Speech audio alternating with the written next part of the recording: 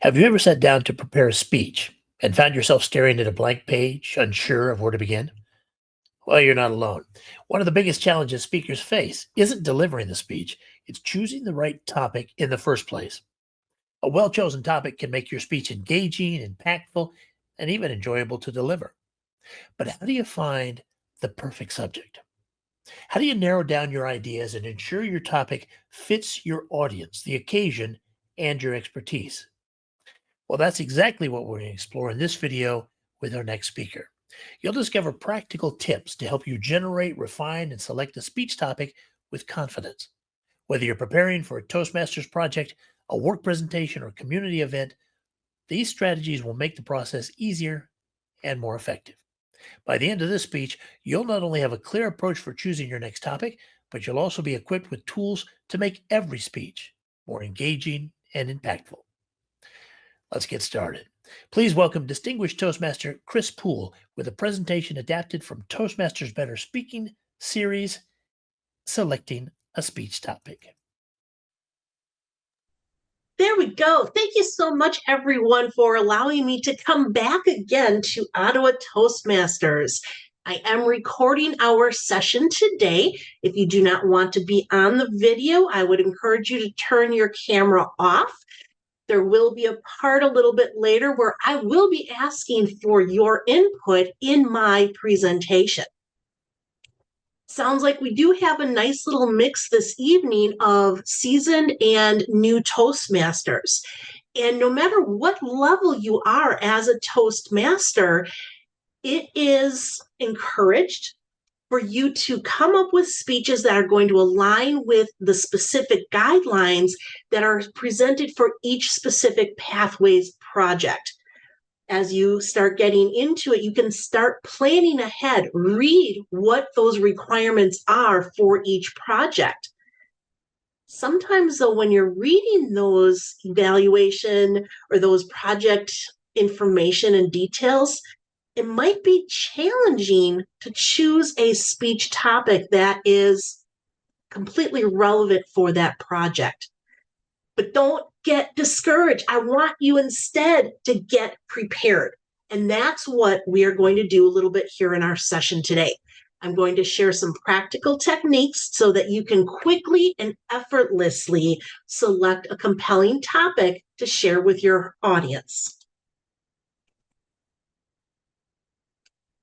When you are thinking about selecting your speech topic and it starts to become a difficult idea, it's time to start thinking about and consulting two general sources of information.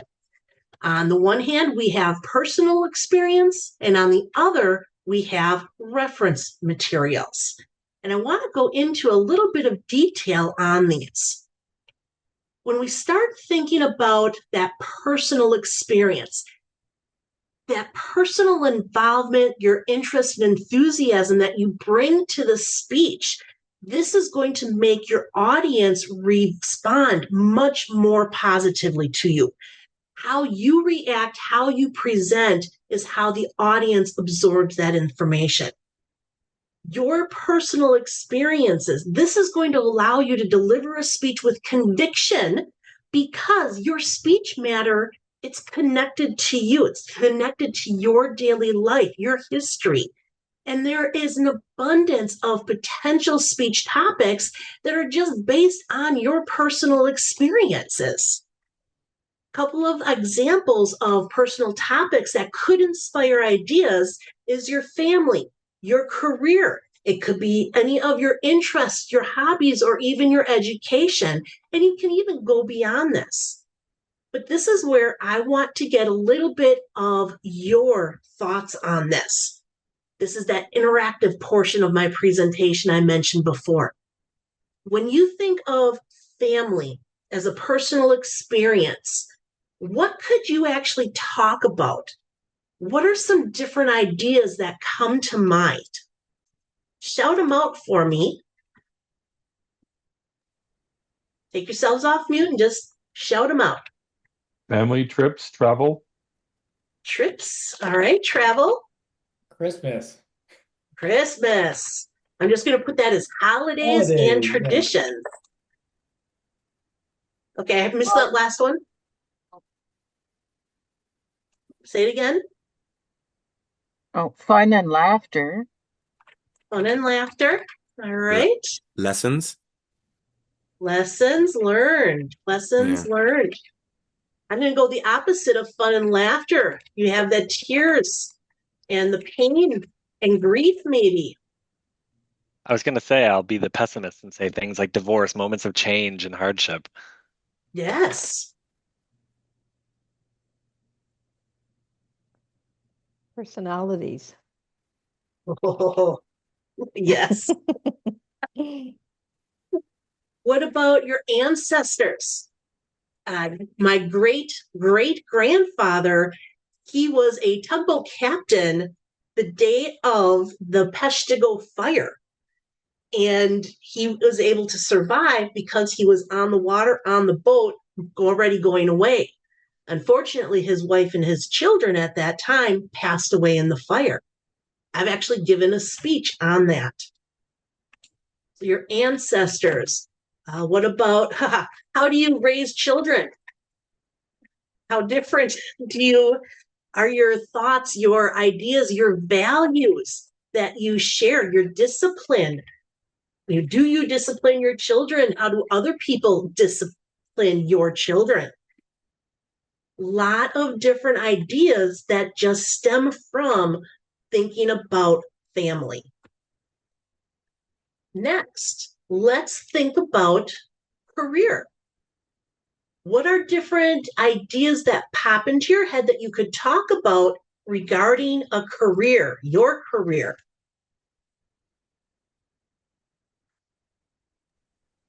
What do you do?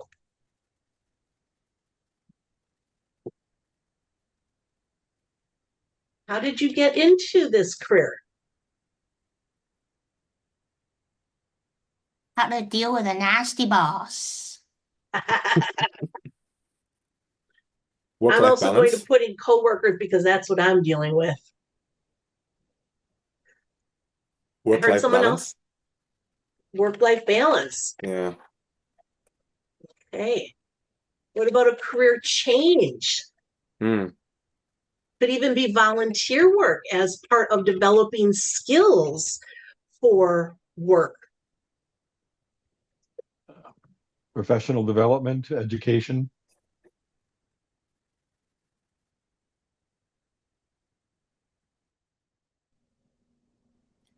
Leadership positions at work.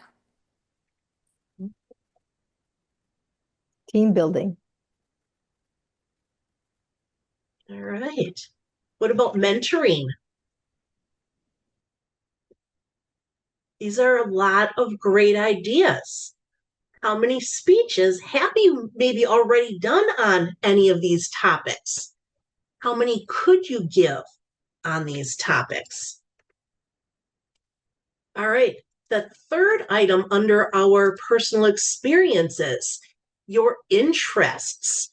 This could be your hobbies, your passions. What are different interests that you have that you could write a speech about, or you could give that speech about? Travel. Travel. So you can have the good and the bad. The smells, the food. The What are some history. of history? What about movies? Books, music? How does that impact you?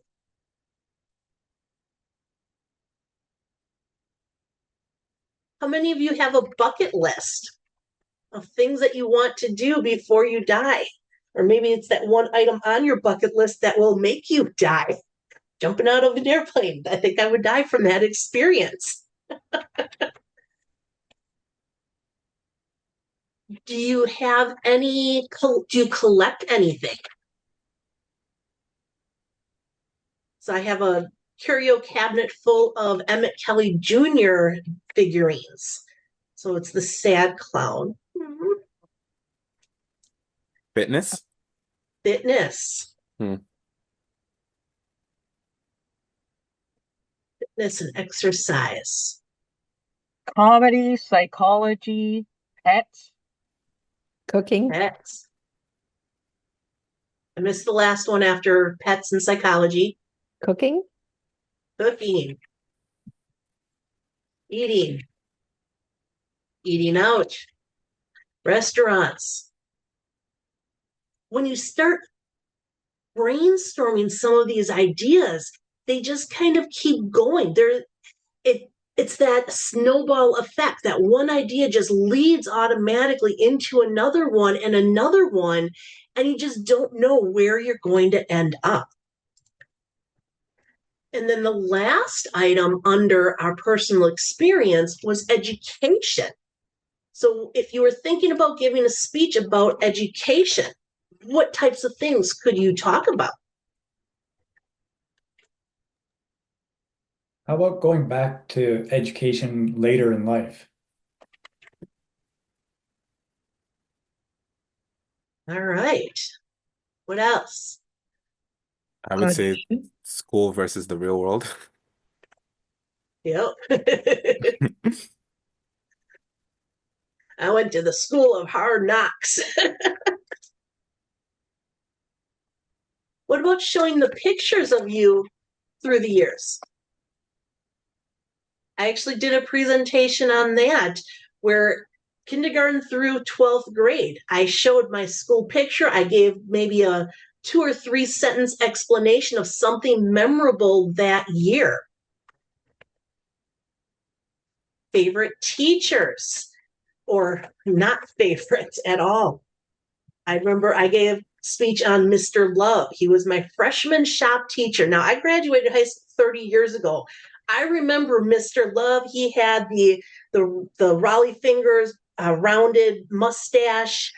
He, at the beginning of our shop class, and we rotated classes every 4 weeks, he would sharpen the razor that was on a plane for sanding and grinding down wood boards. He would shave off the hair on his arm to show us how sharp this blade was, because that's how sharp he wanted us to grind it and make sure that it stayed sharp. And it was interesting in that class because his first day, he gave us this great big huge lecture on stealing, how he abhors stealing, and you better not steal, cheat, lie in his class. My project was stolen during that class. Nobody got to work for 3 days because he was waiting for someone to confess.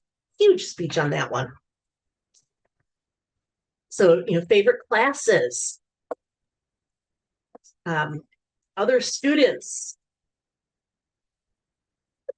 What were your hairstyles and your clothing fashion at that time? Maybe student experience, like student clubs or. Yeah. Yeah. Student clubs. Maybe you were an exchange student.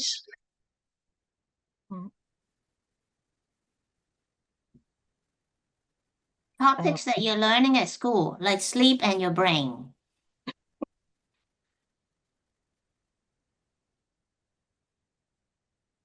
Oh, I went to bed every night 9 o'clock, and I was up early, but I got my sleep.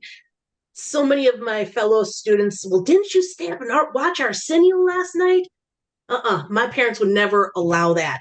And there's no way I can stay up until midnight and be awake in the morning to come to school.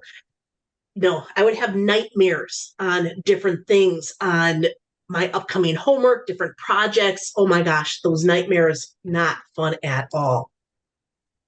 Again, once you start thinking about some of these, the other ideas just start to fall into place.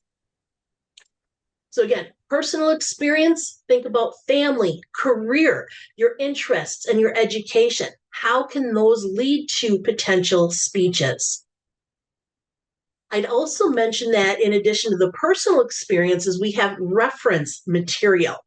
And there is really and truly an unlimited number of ideas, just a few keystrokes away from you when you are on your internet, doing different searches.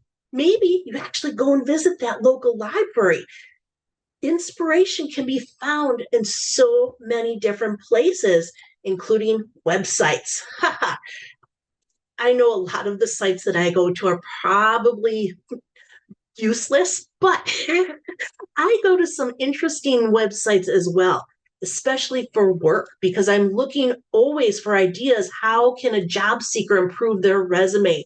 How can they upskill? How can they improve and prepare for an interview? There are university websites. There's online learning. There are the government websites. You have some of those niche interest blogs and forums about travel, personal development, cooking, technology. So many different options out there for websites when you start searching. There are books, whether it is a documentary or a biography, a fiction book. What are some of those classics that you loved?